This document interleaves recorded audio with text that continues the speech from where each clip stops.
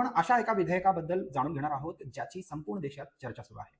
आता वंदे मातरम या राष्ट्रीय गीताचा जाणीवपूर्वक अपमान केल्यास तो फौजदारी गुन्हा ठरू शकतो। राज्यसभेत prevention of insults to national honour amendment bill 2026 मंजूर झाली आहे। या विधेयकात नेमके काय आहे, कोणाला शिक्षा होणार, 3 वर्षाचा तुरुंग कधी होऊ शकतो, हे आधी नव्हते का, सरकारने हा कायदा का आणला आणि सामान्य नागरिकांनी कोणत्या गोष्टी लक्षात ठेवायला हव्यात, आज या सर्व प्रश्नांची सविस्तर उत्तर आपण आज पाहणार आहोत। सर्वप्रथम वंदे मातरमचा इतिहास समजावून घेऊया। वंदे मातरम ही रचना महान साहित्यिक बंकिमचंद्र चट्टोपाध्याय यांनी केली। स्वातंत्र्य चळवळीत हजारो स्वातंत्र्य सैनिकांनी वंदे मातरमचा घोष दिला। अनेक क्रांतिकारकांच्या ओठांवर शेवटचे शब्दही वंदे मातरम होते।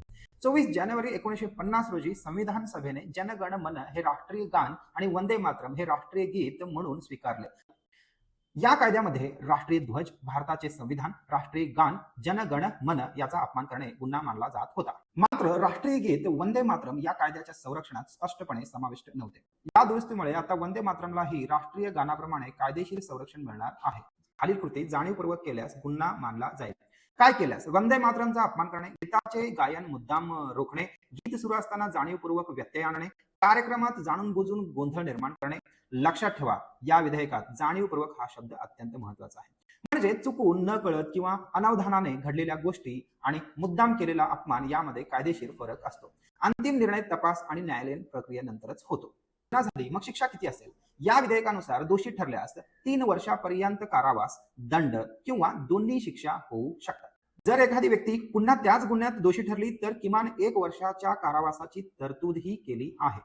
यावर सरकारचे म्हणणे आहे की वंदे मातरम हे भारताच्या स्वातंत्र्य लढ्याचे प्रतीक आहे।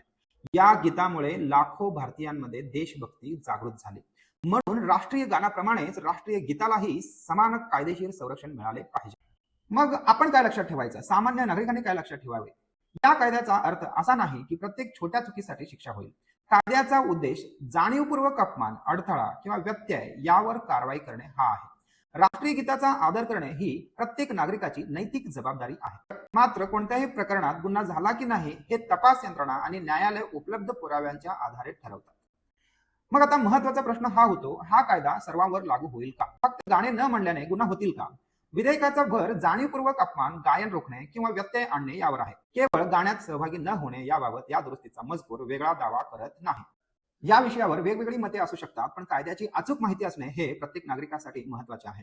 आपण तेच काम करतो की सरकारने जे काही विधेयक आणलेले आहे, कायदे आणलेले आहे, तुमच्यापर्यंत पोहोचवण्याचं काम करतो। जर हा व्हिडिओ महत्वपूर्ण वाटला, माहितीपूर्ण वाटला तर व्हिडिओला लाईक करा, चॅनलला सबस्क्राईब करा आणि बेल आयकॉन नक्की दाबा। तुमचे मत कमेंटमध्ये नक्की लिहा। जय हिंद, जय महाराष्ट्र।